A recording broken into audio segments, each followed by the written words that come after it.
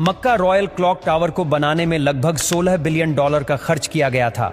Saudi king Abdul अजीज royal clock tower पर दुनिया का सबसे बड़ा घड़ियाल लगाना चाहते थे, जिसके ऊपर लगा होगा एक बहुत बड़ा हीरा और सबसे टॉप पर एक गोल्ड प्लेटेड क्रिसेंट। पूरा स्ट्रक्चर बनकर कंप्लीट हो चुका था। अब बारी थी इस स्ट्रक्चर के ऊपर दुनिया की सबसे बड़ी घड़ी बनाने की। इस काम को अंजाम देने के लिए जर्मनी की पैरेट नामी कंपनी को सिलेक्ट किया गया, जिनको इस काम में 165 सालों का एक्सपीरियंस था। इन सब में सबसे बड़ा चैलेंज इस घड़ियाल के कांटे थे। इनको ऐसे डिजाइन करना था कि ये तेज हवा में उखड़ ना पाए। इस घड़ियाल का बड़ा कांटा 23 मीटर्स जबकि छोटा कांटा 17 मीटर लंबा रखना था।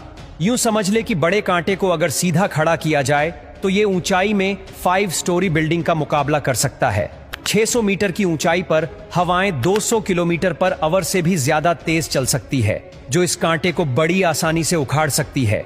आखिरकार घड़ियाल के कांटों को स्पेशल कार्बन फाइबर मटेरियल से बनाने का फैसला किया गया, क्योंकि कार्बन फाइबर एक लाइट वेट मटेरियल है, लेकिन यह स्टील से भी ज्यादा मजबूत होता है। स्टील की कंप्रेशन स्ट्रेंथ यानी दबाव बर्दाश्त करने की ताकत ज्यादा होती है और वो प्रेशर पड़ने पर मुड़ सकता है, लेकिन कार्बन फाइबर प्रेशर पड़ने पर मुड़ता नहीं है। इसके अलावा स्टील में जंग लगने का खतरा भी होता है, जबकि कार्बन फाइबर पूरी तरह से रस्ट प्रूफ रहता है। मक्का क्लॉक टावर के लिए 4 नहीं बल्कि 5 कांटों के सेट बनवाए गए और एक स्पेयर में भी बनवा कर रखा गया। एक एक ट्रेलर में सिर्फ एक कांटा लाद कर इसे मक्का क्लॉक टावर तक पहुंचाया गया। ये कांटे इतने बड़े हैं कि इसके अंदर आसानी से चला भी जा सकता है। क्लॉक टावर के चारों घड़ियाल को चलाने के लिए अलग अलग मोटर है, जिसे क्लॉक ड्राइव कहा जाता है, लेकिन यहां पर भी एक एक्स्ट्रा क्लॉक ड्राइव पहले से क्लॉक टावर में इंस्टॉल की गई है, ताकि कभी खराबी की सूरत में फौरन रिप्लेस किया जा सके। इस घड़ियाल में एक मेंटेनेंस स्विच भी लगाया गया है, जिसे दबाते ही कांटे बिल्कुल सीधे हो जाते हैं और मेंटेनेंस वर्कर्स इसके अंदर जा सकते हैं। इस घड़ियाल के रंग को सिलेक्ट करने के लिए भी काफी सारी रिसर्च की गई। रिसर्च करने के बाद ग्रीन कलर की LED लाइट सिलेक्ट की गई। ग्रीन कलर इसीलिए सिलेक्ट किया गया क्योंकि ग्रीन कलर में 8 किलोमीटर दूर से देखने पर भी टाइम सही से नजर आता था। इस क्लॉक टावर पर हैरतअंगेज तौर पर टोटल 20 लाख LED लाइट्स लगी है। हर एक LED एक दूसरे से 4 इंच के फासले पर लगी है। इन 20 लाख LED को भी स्पेशली मक्का के गर्म मौसम को नजर में रखते हुए बनाया गया, जिसमें 1 साल से भी ज्यादा का वक्त लगा। अब बारी थी मक्का क्लॉक टावर के सबसे मुश्किल लेकिन खूबसूरत पार्ट को बनाने की। बिल्डिंग के टॉप पर एक क्रिसेंट लगाना था। ये क्रिसेंट 75 फीट ऊंचा और इतना ही ज्यादा चौड़ा भी है। लाइट वेट रखने के लिए इसे फाइबर ग्लास और कार्बन फाइबर को मिक्स करके बनाया गया, पर फिर भी इसका टोटल वजन 35 टन के करीब है। क्रिसेंट और घड़ियाल के ऊपर हीरे को बनाने की जिम्मेदारी जर्मन कंपनी रीवा को दी गई। जानकारी के लिए बता दे कि इस घड़ियाल को दुबई में बनाया गया और फिर बाद में उसे मक्का ट्रांसपोर्ट किया।